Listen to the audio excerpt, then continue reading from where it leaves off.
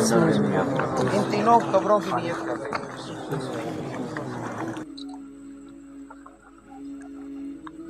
سارے بھائی درود شریف پڑھ لو۔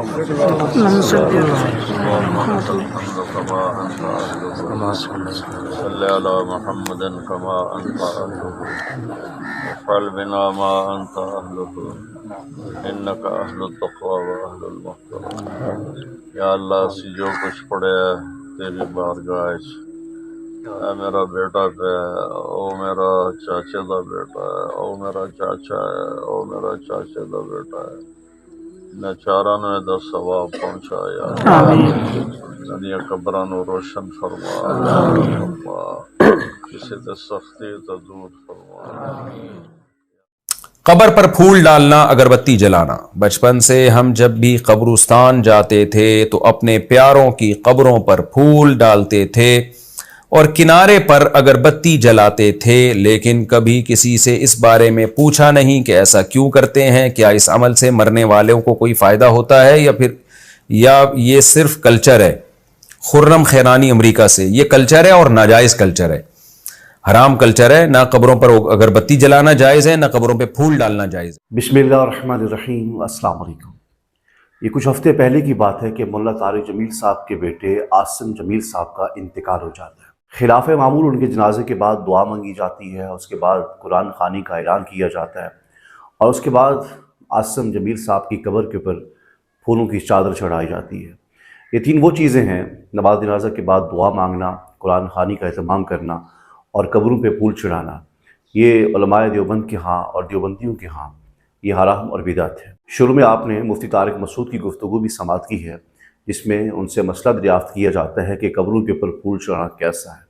تو اس کے جواب میں طارق مسعود نے جو جواب دیا وہ آپ نے ملاحظہ فرمایا ہے کہ قبروں کے اوپر پھول چڑھانا، اگربتی لگانا یہ حرام اور بدعت ہے۔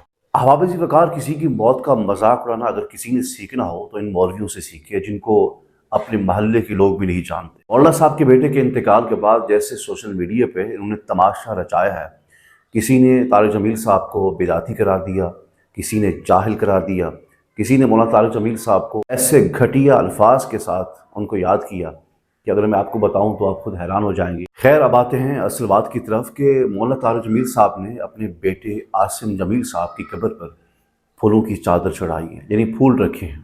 تو اس پر سوشل میڈیا پہ ایک طوفان برپا ہو گیا۔ وہ لوگ طارق جمیل صاحب کے اوپر فتوے لگا رہے ہیں، کوئی ان کو بدعتی کہہ رہا ہے، کوئی ان کو بریلوی کہہ رہا ہے، کوئی ان کو پتہ نہیں کیا سے کیا الفاظ کے ساتھ پکار رہا ہے۔ اب میں ان لوگوں کو یہ پیغام دینا چاہتا ہوں کہ آپ کا یہ چورن اب بکنے والا نہیں ہے، عوام سمجھدار ہو چکی ہے۔ مولانا طارق جمیل صاحب کیا وہ بیوقوف ہیں، وہ جاہل ہیں، عالم نہیں ہیں؟ آپ اگر اتنے پڑھے لکھے ہیں، جن کو ایک ہفتہ نہیں ہوا مفتی بنے ہوئے اور جن کو تقریباً 40-45 سال ہو گئے ہیں اس فیلڈ کے اندر آئے ہوئے، کیا ان کو اس بات کا پتہ نہیں ہے کہ کیا یہ بدعت ہے، حرام ہے یا ناجائز ہے؟ خدارا مسلک کی اینک اتاری اور ٹافیاں بیچنا بند کیجیے اور نفرتوں کے سوداگر مت بنیے، محبتیں پھیلائیے۔ میں الحمدللہ سنی ہوں، قادری ہوں، بریلوی ہوں، لیکن جب میں نے یہ معاملہ دیکھا مولانا طارق جمیل صاحب کے بیٹے کے انتقال کے بعد کہ انہوں نے نماز جنازہ کے بعد دعا بھی مانگی ہے، قرآن خوانی کا اہتمام بھی کیا اور قبر کے اوپر جا کے پھول بھی چڑھائے ہیں، مجھے بتائیں اس میں کوئی غلط کام کیا؟ اس میں کیا بدعت ہے، کیا حرمت ہے؟ آپ کیا یہ ثابت کرنا چاہتے ہیں؟ آپ خود تو کہتے ہیں کہ اللہ سے مانگو، اور نماز جنازہ کے بعد جو دعا مانگی جاتی ہے وہ کس سے مانگی جاتی ہے؟ دعا بھی تو اللہ سے مانگی جاتی ہے۔ ایک طرف آپ خود کہتے ہیں کہ اللہ سے مانگو اور دوسری طرف کہتے ہیں کہ آپ بدعت ہے، اور دوسرا قرآن خوانی، وہاں پہ قرآن پڑھا جاتا ہے، قرآن کو جانتے ہیں قرآن کا مقام کیا ہے، اور تیسرا جو آپ کہتے ہیں کہ قبر کے اوپر پھول رکھنا ناجائز اور حرام ہے۔ یہ کہاں سے آپ نے فتویٰ لگا دیا؟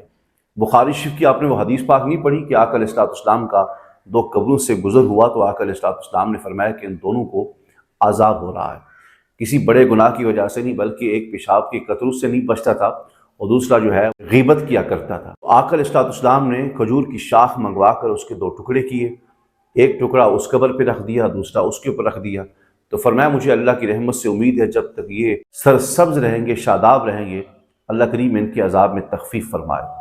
تو پھول رکھنا ہمارے اکابرین نے اس سے ثابت کیا ہے، جس طرح آقا علیہ السلام نے وہاں پہ سبز اور شاداب کھجور کی ٹہنی کو رکھا ہے، اسی طرح اگر ہم بھی سرسبز اور شاداب پھول رکھیں گے تو یہ اللہ کی رحمت سے امید کی جا سکتی ہے کہ اللہ کسی کے عذاب کے اندر تخفیف فرما دیتا ہے۔ اللہ کی رحمت سے کوئی چیز بعید تو نہیں ہے، آپ اللہ کی رحمت سے بھی نا امید ہو چکے ہیں، حالانکہ اللہ رب العزت نے فرمایا لا تقنطوا من رحمت اللہ، میری رحمت سے نا امید نہ ہو جاؤ۔ احباب ذی وقار، اصل میں بات یہ ہے کہ جن لوگوں کو پیٹ میں مروڑ ہو رہا ہے اور روزانہ کی بنیاد پہ سوشل میڈیا پہ فتووں کی بارش کر رہے ہیں، یہ وہ لوگ ہیں جن کو اس بات کا علم ہو چکا ہے کہ مولانا طارق جمیل صاحب کے سامنے سارے حقائق کھل چکے ہیں، ان کو کتاب و سنت کا علم ہو چکا ہے، ان کو اس بات کی خبر ہو چکی ہے کہ الحمدللہ جو سنی ہیں وہ سنت کے مطابق ہی کام کرتے ہیں، وہ بدعاتی نہیں ہیں، وہ حرام کام نہیں کرتے۔ مولانا صاحب کے سامنے بھی حقائق جب کھلے تو انہوں نے نماز جنازہ کے بعد دعا بھی مانگی ہے،